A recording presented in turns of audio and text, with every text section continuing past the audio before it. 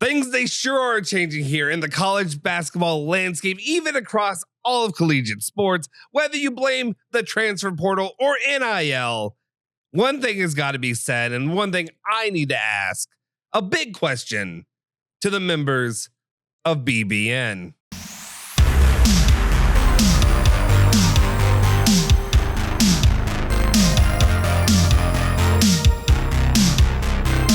What's cooking? Welcome back into ESPN Louisville Plus. My name is Justin Soforo, and today I've got a question. I've been lurking in the shadows. I've been sneaking around. I've been somewhat of a, call me the shadow producer. Call me Big Easy at this point. Old Big Easy before he lost all the weight on the Peloton. But just imagine me listening to all of the great content, obviously, we have here at ESPN Louisville. 7 a.m. to 6 p.m. every single day with extra content afterward. Do a little drop there. But I've been lurking. I've been listening. And I've been hearing some of the takes, whether it be Louisville or Kentucky. As of late, the standard doesn't seem to be the standard. And there's a reason that I ask a big question to BBN, and that is, what is the Big Blue Standard? Before we do anything, though, do me a favor, smash that freaking like button, hit the subscribe button, hit the bell icon to stay notified for all of our latest videos. You can follow me at Justin Soforo on Twitter if you feel so inclined. Maybe you want to yell at me and tell me I'm an idiot after this, but we'll see. But here's the thing. As I've been lurking, as I've been listening, whether it be any of the BBN honks, whether it be people calling in, you know the names. Obtuse Father, James Strebel, Jason Entz, little Mike Gandolfo, Gooby. I'm not going to throw Justin Jeffries under the bus for this one, but the members of BBN that have all come together, maybe BB and Bob, little Nikki V. But anyway, as they talk about the state of Kentucky basketball and their future of Kentucky basketball with the likes of Mark Pope as the head coach. Now, I don't need to rehash everything that has happened, but obviously, in the last few months, a lot has changed when it comes to the status of the basketball programs here locally. And I do want to make it clear, though, before I really get into it, that this is not a rivalry thing. I'm not trying to make this a rivalry, blustery, bull bleepy thing that some guys, James Strebel, like to do. Love you, guy. But here is my point of view, and my question, and my opinion as of late is, what is the standard of the basketball programs for which we root for here in the state? Louisville basketball, I don't even need to say where they've been and what we've been dealing with. I understand. Kenny Payne, scandal, yada, yada, yada. They're digging out of it. Pat Kelsey's doing his thing. Should have put the glasses on. I'll save that for the next Louisville video. But when it comes to the University of Kentucky, it's the adjustment that I've been almost perplexed by. It's whiplash for me. And I understand in the last few months, people have been happy and more inclined to see John Calipari leave, vacate the premises, get out of here, go back down or go down to Arkansas. And that's fine. But the reason that you've been upset with John Calipari is he hasn't been winning the postseason. And then you go out there and hire a guy who doesn't win in the postseason. Like, maybe he can win a game or so in the conference tournament, whatever you make of that. But when it comes to winning in the NCAA tournament, hasn't shown the success there. And obviously, being the University of Kentucky, they went out there and they tried to make their shot. They tried to get the guy Scott Drew, who they thought would come, and he didn't come. And then they tried to go get Dan Hurley, and he didn't come either. But obviously, everybody knew that probably wasn't going to happen.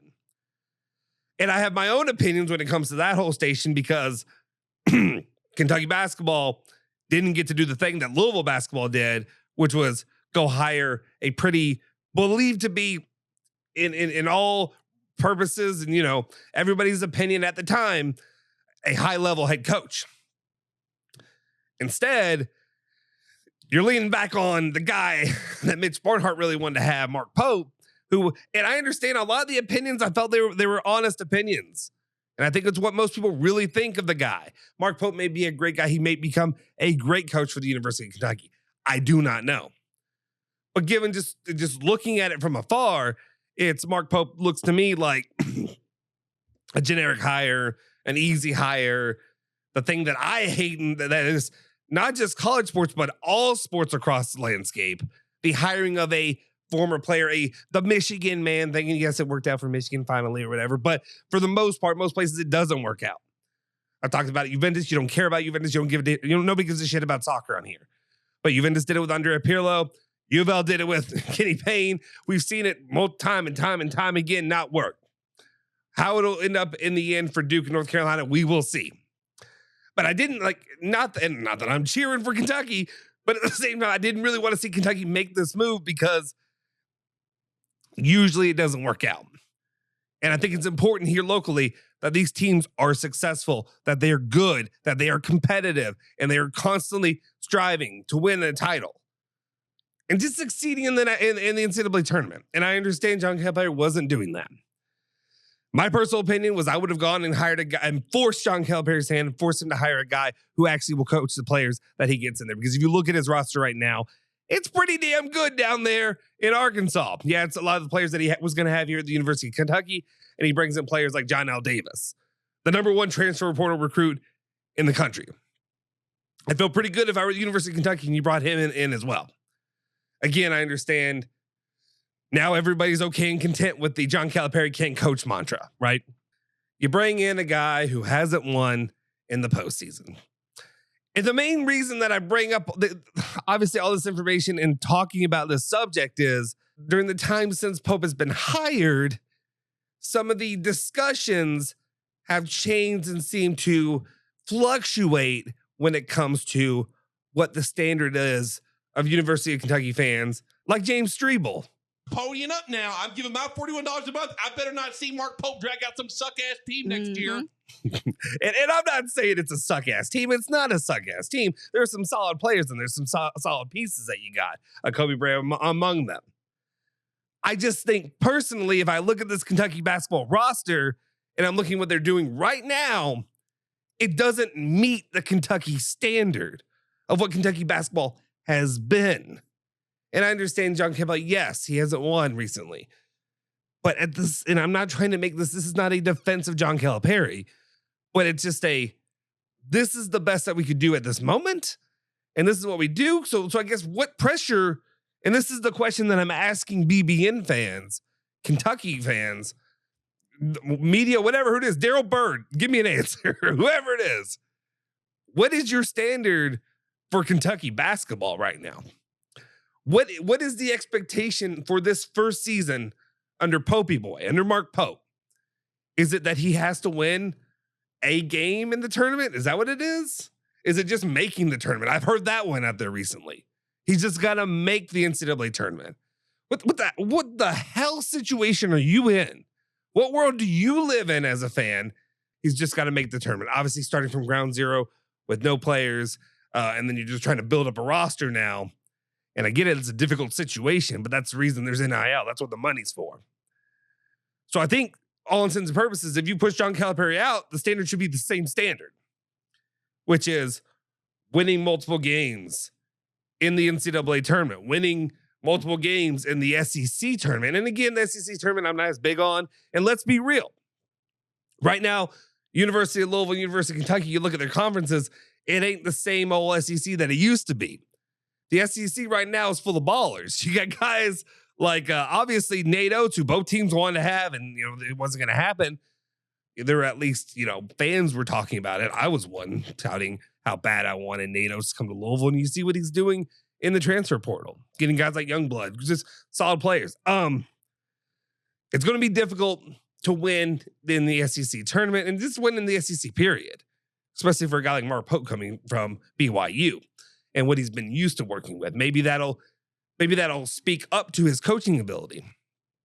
But again, I have trepidation there. I don't see how it's going to work out in year one. But I've also heard people talk about, we'll give him 3 years, and by year 3, I expect something like this. Kenny Payne kind of talk. And that's kind of really the crutch of my thesis here, is what we're doing here in the Bluegrass State. And right now I'm going with Kentucky because I know what Louisville's been doing. They acknowledged it recently. Now they're trying to build it back up, but we saw what they were okay with.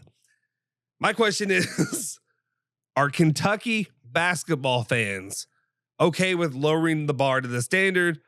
Or should it be get to the second weekend in the NCAA tournament and try to bring number 9 home immediately? I just want to know. I need that answer. Please let me know in the comment section down below.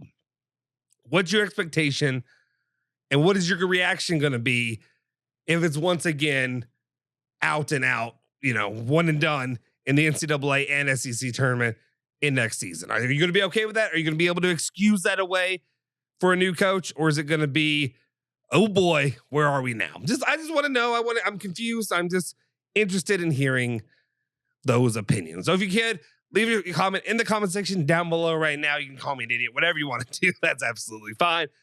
I appreciate you for tuning in. If you haven't already, do me a solid favor, smash that like button, hit the subscribe button, hit that bell icon to stay notified for all of our latest videos. Of course, you can follow me at Justin Soforo on Twitter, as well as you can follow ESPN Louisville, 93.9 The Ville on all the different social media accounts, Facebook, Twitter, Instagram, yada, yada, yada. Wherever you want, it's going to be on there. 93.9 The Ville, ESPN 680.